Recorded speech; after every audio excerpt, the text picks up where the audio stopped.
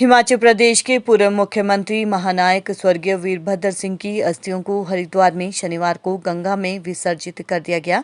विक्रमादित्य सिंह के चचेरे भाई रिपू धवन ने हरिद्वार में विधिपूर्वक पूजा अर्चना के बाद सुबह करीब 8:30 बजे अस्थियों को गंगा जल में प्रवाहित किया, जबकि विक्रमादित्य सिंह रामपुर बुशहर में ही क्रियाकर्म और अन्य विधियां पूरी कर स्वर्गीय वीरभद्र सिंह की आत्मा की शांति के लिए प्रार्थना करेंगे। हरिद्वार में रिपू धवन के साथ पूर्व मंत्री सुधीर शर्मा, पूर्व विधायक सुभाष मंगलेट, सुशांत कपरेट, ताराचंद ठाकुर और संजय ठाकुर सहित अन्य लोग भी मौजूद रहे। इस दौरान रिपू धवन के साथ ही पूर्व मंत्री सुधीर शर्मा और सुभाष मंगलेट ने भी अपने सिर मुंडवा लिया। दोनों नेता स्वर्गीय वीरभद्र सिंह को अपने पिता समान मानते थे और राजनीतिक गुरु के रूप में भी हमेशा उनके साथ रहते थे। वहीं दूसरी ओर सुबह 10 बजे के बाद पूरे प्रदेश में सभी 72 ब्लॉक में स्वर्गीय वीरभद्र सिंह की अस्थियों को विभिन्न नदियों, पवित्र स्थलों पर प्रवाहित किया गया। प्रदेश भर के कांग्रेस नेताओं ने उन्हें श्रद्धांजलि दी और उनकी आत्मा की शांति के लिए अर्चना की।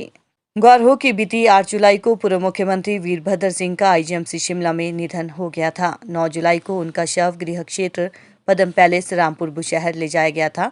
उनके अंतिम दर्शन के लिए भारी संख्या में कांग्रेस और अन्य दलों के नेता कार्यकर्ताओं के साथ ही आम लोगों का हुजूम उमड़ पड़ा था। 10 जुलाई को वीरभद्र सिंह को अंतिम विदाई दी गई। विक्रमादित्य सिंह ने पिता की चिता को मुखाग्नि दी थी, जिसके बाद वीरभद्र सिंह की अस्थियों को 75 कलश में रखा गया था। उनके अंतिम दर्शन के लिए कांग्रेस ने 72 ब्लॉक में 80 कलश भेजे, जबकि एक कलश हरिद्वार, एक सराहन और एक कलश को शिमला के हॉली लॉज स्थित आवास ले जाया गया है, जहां उन्हें भूमि में स्थान दिया जाएगा।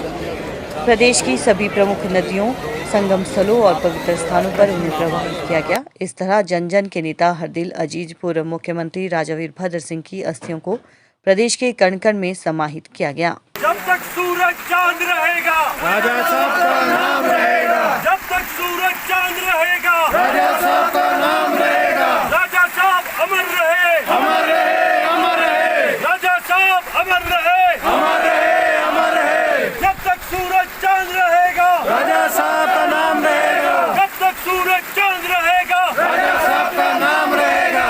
कौन आया, देखो देखो कौन आया, देखो देखो कौन आया। राजा साहब अमर रहे, राजा साहब अमर रहे।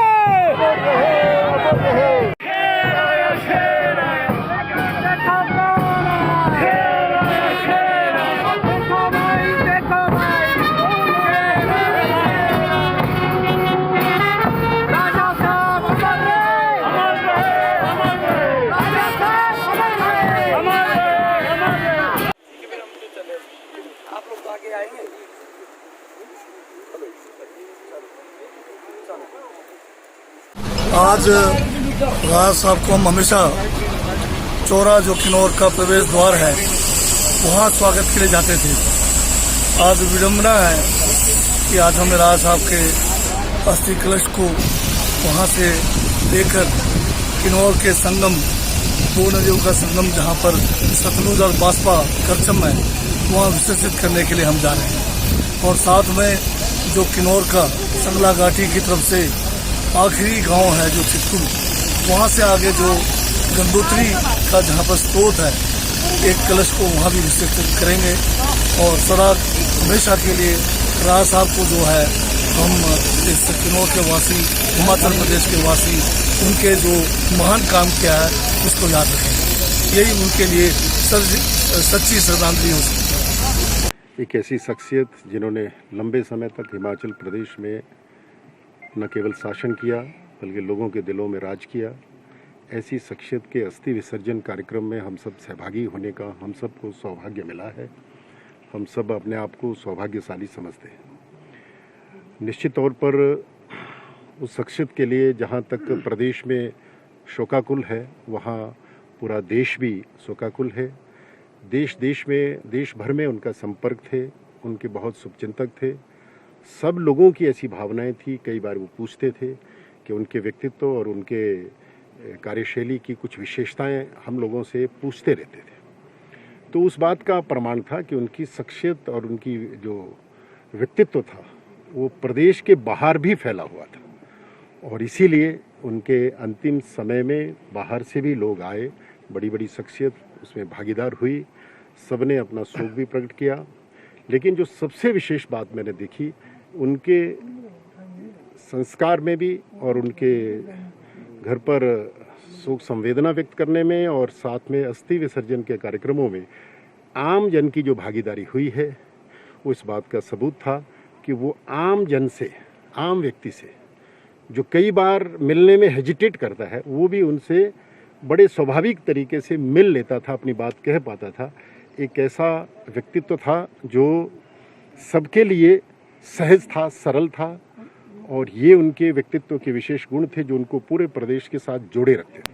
वो एक संदेश दे के गए हैं कि जब तक मैं जिंदा था तो पूरे प्रदेश में जब काफिला निकलता था तो अकेले हौली लौ से गाड़ी चलती थी और काफिला बढ़ता बढ़ता जो है सैकड़ों हजारों वाहनों की कतारें लग जाती थी, जाम लग जाते थे।